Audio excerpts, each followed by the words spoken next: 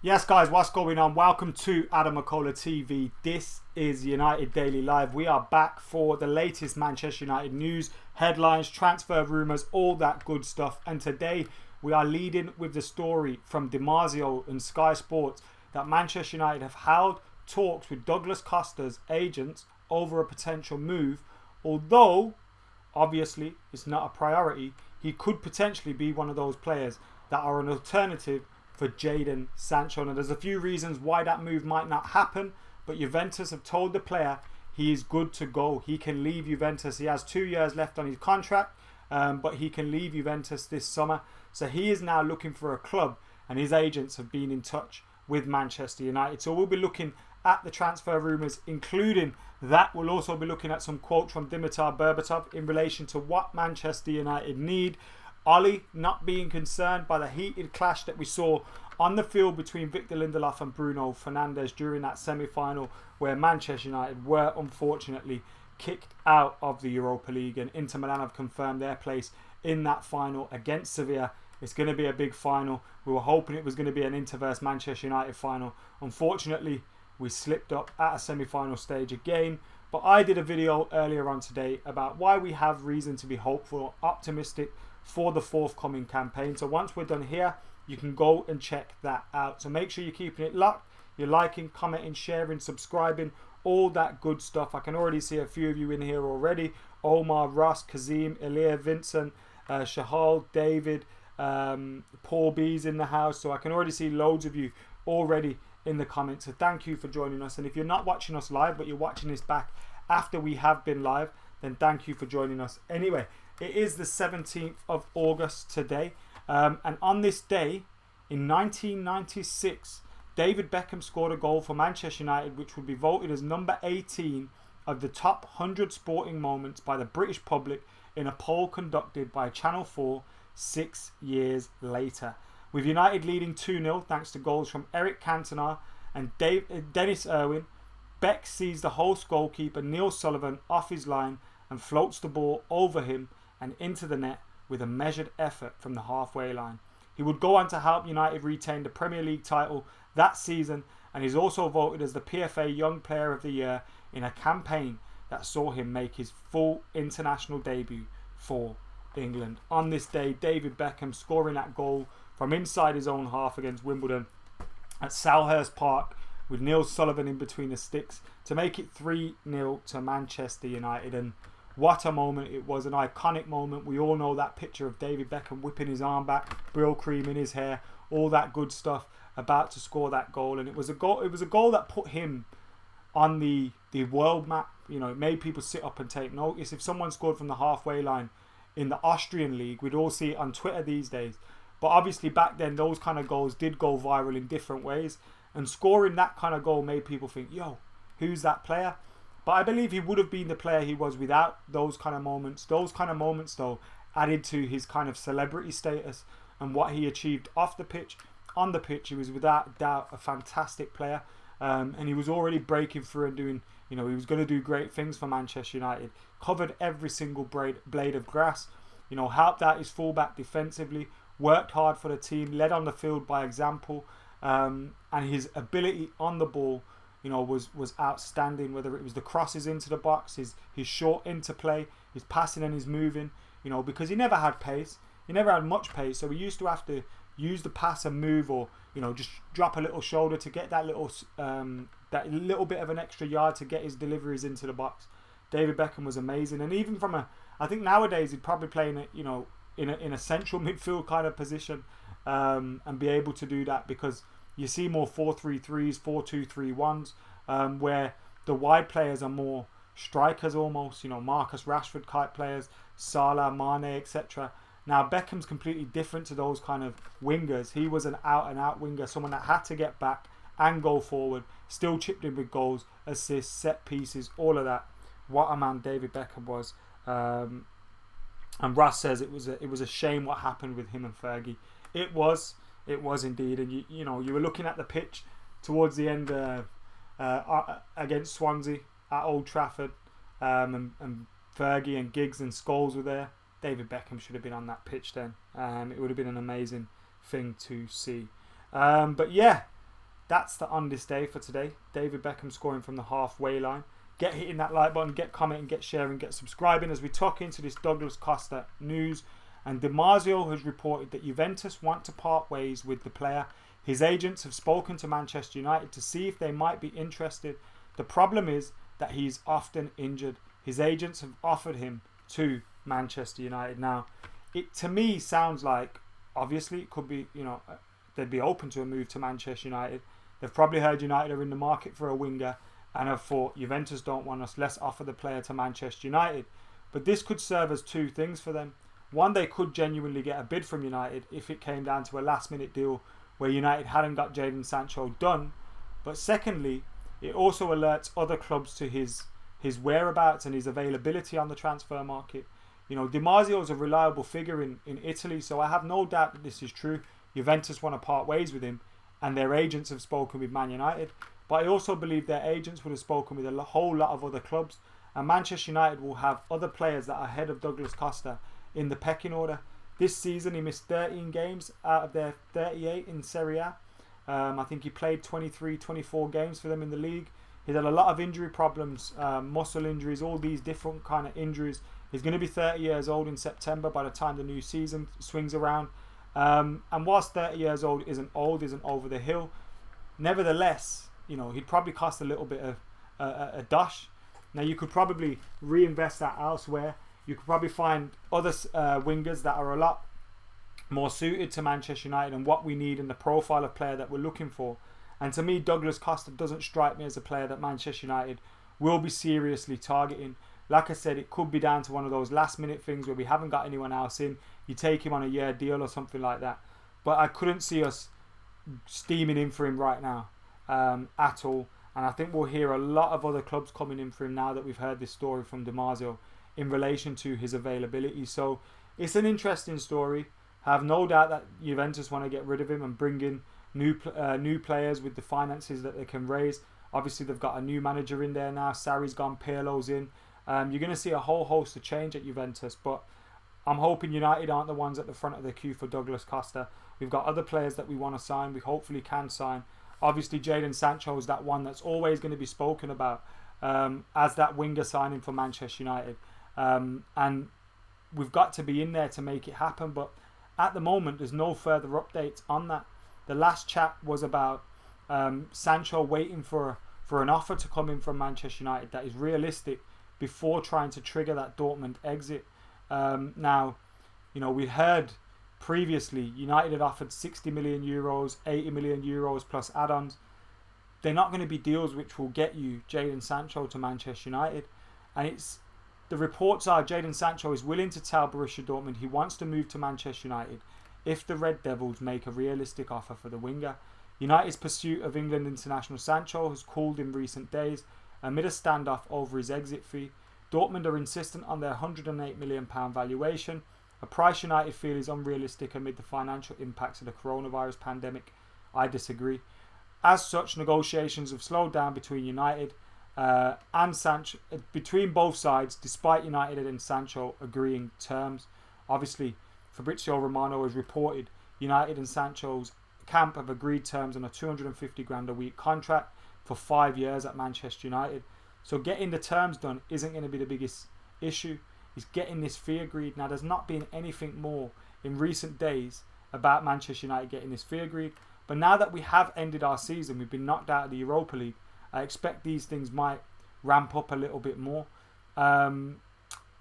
We heard from Sky News reporter Kaveh Solakol, who said Jadon Sancho came on as a substitute on Sunday, scoring and setting up 3 goals in Dortmund's 11-2 win against Austria Vienna. As far as Dortmund are concerned, he is staying for at least one more season, but United remain in talks with the players' representatives with the blessing of Dortmund. United have still not made an official offer for Jadon Sancho. If they may make a realistic offer close to Dortmund's £108 million, it is thought that Sancho would be willing to tell Dortmund that he wants to leave. So obviously we're still in this stalemate. We still haven't made a serious offer for Dortmund, and we're probably waiting for that price to go down. But now that we're out of the Europa League, I believe and I hope these kind of things will start heating up. I think one of the things that has come out of this season, obviously you look at it positively for the fact that we got Third, I don't think many people predicted that. And we got into third place. We didn't get any trophies. That's a disappointment. If you get to 3 semi-finals, you want to convert that into at least a trophy. We didn't. Now, a big reason for that, I believe, is when you look at the team, we didn't have enough in the squad. We didn't have enough to rotate against Chelsea, and when we did, you saw what happened. And we didn't have enough off the bench against Sevilla. Now, you could argue Lingard, Mata, Igalo. You would have liked to have seen them maybe come on a little bit earlier than we made those substitutions. But Ole Gunnar Solskjaer didn't, and he obviously doesn't trust what's on the bench. You can't tell me the man that made his name almost off substitution goals isn't aware of how impactful substitutes can be. He obviously is. He obviously doesn't trust them though, and that's an issue there. We need to be buying players to fill those squad positions and to make our squad more competitive, because at the moment it's not competitive. And you looked at the story today coming out in relation to United, saying that we need to sell players as well to bring in more players. Yes, we've got those funds there to make the Sancho deal happen maybe, but we haven't got any more funds beyond that, and we need to bring in funds to be able to make signings. And I think that's obvious. The likes of Smalling, Rojo, we've got Sanchez off the wage bill, Lingard, Pereira, Mata. All these people are going to be up for sale, possibilities of leaving, and United can raise funds through selling them. So I wouldn't be surprised if United had to make a few sales. Phil Jones was another name that I forgot to mention. Delo's another potential name that I forgot to mention. I wouldn't be surprised if we made a few sales before we dipped into the market, which again is annoying, but we need to get this business done. Lewis says, when we signed Maguire and Wan-Bissaka, we negotiated for a month and still paid what they asked for in the end. Why is it always a saga with United, says Lewis with a super chat. Thank you very much for getting involved, Lewis. And United never do things on and off the pitch the easy way, do they? We never do things the easy way at all. Ollie needs to step up next Prem. I think we have to see signs of improvement, yes. But I think Ole Gunnar Solskjaer has earned time. He's earned backing this summer. And he's earned the support of the fans going into the next campaign. So, yeah, that's all I can say on that one. In the next 3 windows, United should sign a right winger, a CAM, centre-back, left-back, striker, and another right winger. Yeah, I agree though. We need a right winger. We need an attacking midfielder. We need a centre-back. We need a full-back. And we possibly need a striker as well, especially once Igalo goes out the door.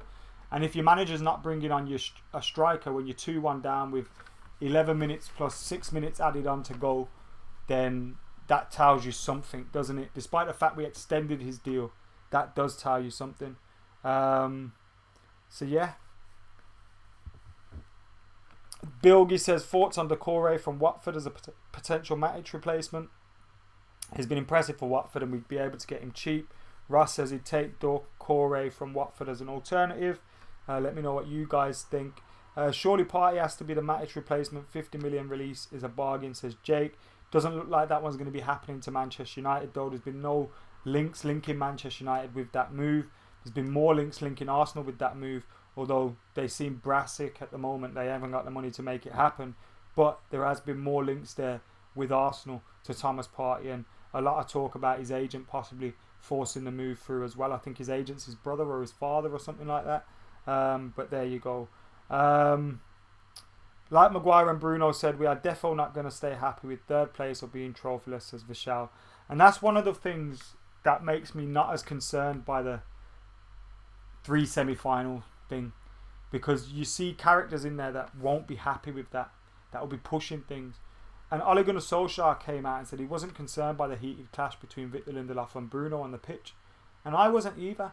I've seen some people tweeting you don't want to see that. Well, actually you do want to see that. I think you want to see that aggression and that wanting to win. I'm sure they would have gone off the pitch, the dust would have settled, they'll be friends again. But on the pitch, when you want to win, when it's heated situations, you're going to have arguments. It's going to happen. It's good to see them both giving it. And I was glad to see Victor Lindelof giving a bit of it back as well. I know he was in the wrong, but it's good to see a little bit of, fight from him. So I don't have a problem with that at all. Talking about Lindelof, David Collins as a super chat, and he says, I want a centre-back. Lindelof is a squad player. Get your super chats in if you fancy it. Get joining AdamMcKola TV. Get liking, get commenting, get sharing. Get keeping it locked. What do I think about De Ligt for centre-back, says Vishal. We were all there last season, weren't we, last summer. De Ligt's not going to happen. Obviously, it'd be great if we did sign De Ligt. He's a fantastic player, but it's not going to happen. Let's have a look. Do you think Ole should trust his bench players? There are good players. Look, Pravin, yesterday, I believe he should have made changes earlier. I think it was a mistake not to. Regardless of whether you trust in the bench or not, throw something, you know what I mean? They could save their careers at United. They could surprise you. So I was a little bit disappointed in that. But this summer, if he's not fancying someone, he has to get rid of them. And we have to bring players in to replace them, ultimately. I can take Phil Jones going and Ted Mengi replacing him. But if we're letting go of Lingard or Andreas Pereira and Mata, we need to be replacing those kind of players in the squad with even better players. Jack Grealish, someone like that. Van der Beek's been linked, loads of these players. So, yeah. Berbatov's been talking and he says he thinks United need another centre back. And I totally agree with him as well. We do need another centre back. We do need to bring someone in. And Tahith Chong's loan move to Werder Bremen has been completed as well. In other news, his move to Werder Bremen has been completed. So another loan move. Obviously, we were talking about Dean Henderson's potential to return from his loan move at Sheffield United. He's already returned, but there's potential for that to get extended for another season. Tahith Chong has got his loan move completed to Werder Bremen. I think Werder Bremen will be paying the majority of his wages, contrary to other reports that were out just before the move was completed. But I think that's a great loan move for him. Regular football. I think he's admitted himself this week that he maybe wasn't ready for the first team at Manchester United. And you could see it physically, mentally. He just needed to, get with it at first team, because you're coming up against men week in, week out that are looking to take you out, especially when you're a flashy little winger like Tahith Chong. And I think going away, playing men's football, he'll be one of the best players at Werder Bremen, especially talent-wise. And hopefully he can help them stay up in the Bundesliga and have a good season. We've seen other players from English teams go to Germany, whether on permanent or on loan, and do well out there. So hopefully we can see that from Tahith Chong on his loan move there. Yeah, let me know what you guys are thinking about all that good stuff. Keep your comments, keep your thoughts coming in. And the Standard says if United want to secure further deals, they will have to raise funds by selling players. We've kind of touched on that already. A lot of talk about Romelu Lukaku again today, which is just pointless. I think United made the right decision to let Lukaku go. I think Lukaku made the right decision to leave.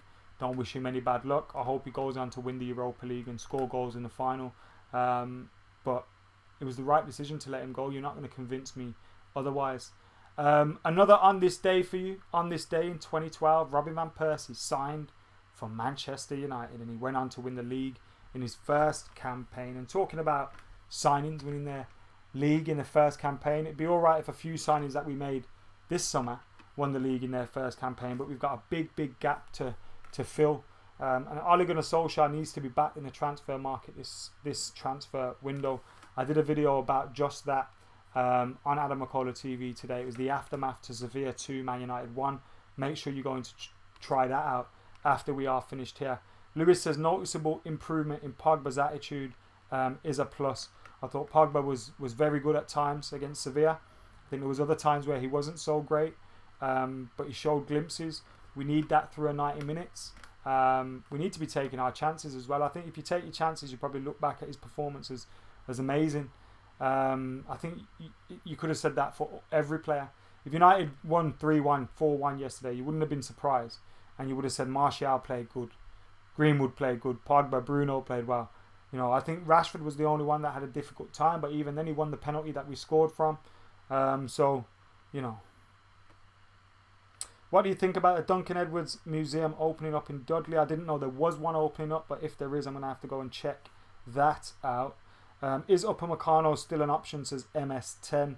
I understand he recently signed a new deal with Red Bull Leipzig, so I can't see that one happening in the transfer window this summer. and it doesn't even look like United are being linked with him either. Get hitting that like button, get commenting, get sharing, get subscribing, get your thoughts in. Make sure you're keeping it locked to AdamMcKola TV. This has been United Daily Live. We'll be back tomorrow at 10:30, so make sure you're joining us then. Let's make sure I haven't missed anything that's popped up whilst we have been live. Let's have a look. Is there anything? Just some quotes from Lukaku saying Greenwood is coming through, Marshall, Rashford. I expected all of that. I'm really happy for them. They look really good for next season. So there you go, guys. Thank you for tuning in. Make sure you're keeping it locked. Liking, commenting, sharing, subscribing. For now, I have been AdamMcKola. You lot have been legends. I'm out of here.